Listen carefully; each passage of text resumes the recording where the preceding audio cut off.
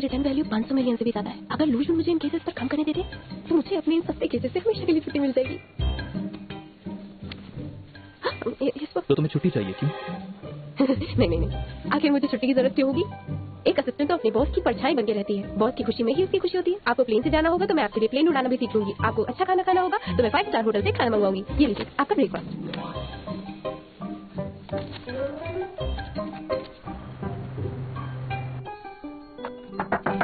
तुम्हें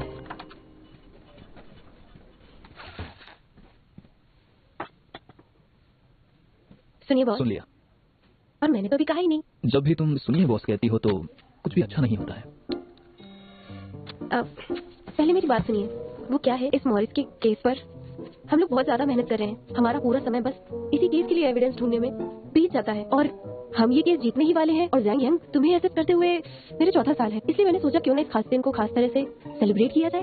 तुम्हें नहीं लगता कि मेरी सैलरी बढ़ा देने से ये दिन और भी खास हो जाएगा? मैं सोच रही थी। समझ गया। ओके। नहीं, तुम खुद को समझते क्या हो? इतना एटीट्यूड कहाँ से लाते हो? हमने 4 साल से एक ही कॉलेज में साथ पढ़ाई की है और मैं तुम्हें असिस्ट कर रही हूँ, पर सब जानते हैं कि मुझमें तुमसे बहुत ज्यादा काबिलियत है। मैं कितना ज्यादा दिमाग इस्तेमाल करती हूँ इसका सबूत मेरे ये झड़ते हुए बाल है। सबका प्रमोशन हुआ है पर मेरा क्यों नहीं? उनको प्रमोशन इसलिए मिला क्योंकि उनके पास प्रैक्टिसिंग सर्टिफिकेट है और तुम्हारे पास, तुमने जुडिशियल एग्जाम भी पास किया है और तुम मुझसे सैलरी बढ़ाने की बात कर रही हो। नहीं, मेरा मतलब हाँ, देखो अब मैं बदल गई हूँ, मुझे सब आ गया है। ठीक है, तुम समझदार हो गई हो तो मेरी फीस निकालो। 1 घंटे के 56,000। अब बोलो।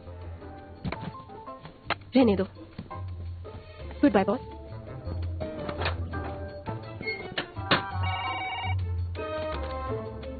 हाँ, कनेक्ट करो। जी बोलिए। तुम्हें बस मुझे बुली करना आता है। तुम बहुत ही खड़ूस बॉस हो, लेकिन देखना एक दिन मेरा भी टाइम आएगा और तब मैं तुम्हारे मुंह पे वो तुम्हारा टाइमर मारूंगी, याद रखना। शियान भी, तुम्हें मेरे साथ कोर्ट चलना होगा अभी। हाँ? ये नहीं हो सकता। मॉरिस के डिजाइन ड्राफ्ट को मैंने 1 मार्च को खुद पिकअप करके टेस्ट के लिए भेजा था। मैंने आइडेंटिफिकेशन रिपोर्ट आपको खुद दी थी, ये कैसे हो सकती है? आपने जब कोर्ट में नया एविडेंस जमा किया था उसके बाद ही उन्होंने इस रिपोर्ट के लिए अप्लाई किया। आपने जो कैरेक्टर डिजाइन सबमिट की थी ओरिजिनल से मैच नहीं करती है। पता नहीं आप एविडेंस को कैसे रखती हैं। आप तो एक एक्सपर्ट लॉयर हैं, आपसे ऐसी गलती कैसे हो सकती है? मुझे रुओ में एक लॉयर को इस बात की जानकारी देनी होगी। अगर आप एडिशनल एविडेंस जमा नहीं कर पाएंगे तो फिर आपको इसका खामियाजा भुगतना पड़ेगा। ये इम्पॉसिबल है। वो ब्रीफकेस हमेशा मेरे पास ही था। तुम भी तो मेरे साथ थे। शांत रहो, ऑफिस पहुंच कर बात करेंगे। हम समझ गए, थैंक यू।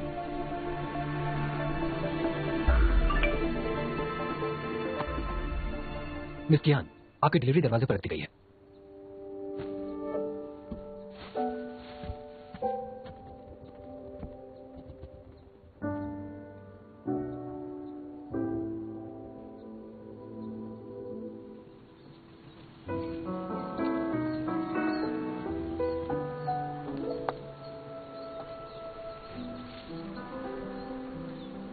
क्या बात है? हर साल पतझड़ में ये सड़क ऐसे पेड़ों के सूखे पत्तों से सजी रहती है, पर हम एक दूसरे से झगड़ने में इतनी बिजी रहते थे कि रुककर हमने कभी ध्यान ही नहीं दिया। चौंगई तो चला गया, अब तुम भी जा रहे हो। उदास मत हो, मैं तो बस कुछ सालों के लिए ही जा रहा हूँ। जब वापस आऊंगा तब मेरे पास बहुत सारे पैसे होंगे, फिर सब ठीक हो जाएगा।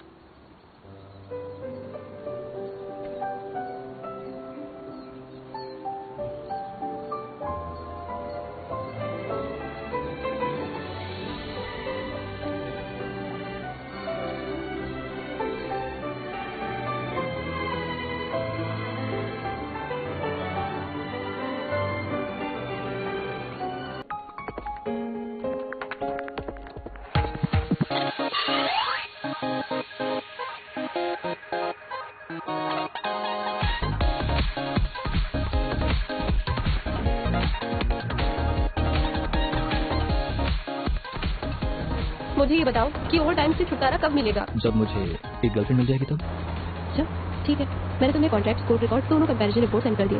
कैरेक्टर डिजाइन के ओरिजिनल ड्राफ्ट के मुताबिक रिपोर्ट से ये पता चलता है कि इन कैरेक्टर्स को लगभग 8 साल पहले बनाया गया था। हमें घबराने की जरूरत नहीं है, हमने जैसा सोचा है वैसा ही करेंगे।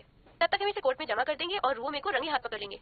सब प्लान के हिसाब से होगा। इसलिए बॉस, मैं आपसे ये कहना चाहती हूँ कि आप मेरी बात सुने और मुझे ठीक से बात करो। मुझे ना वर्क लाइफ बैलेंस चाहिए। मैंने आज की लीव के लिए 1 महीने पहले अप्लाई किया था। एक काम करते हैं, मुझे पहले मेरे पर्सनल काम खत्म कर लेने दीजिए। वहाँ से फ्री होकर मैं एविडेंस के साथ आपको ऑफिस में मिलती हूँ। फिर मैं पूरी शिद्दत के साथ काम करूंगी। इनफैक्ट मैं अभी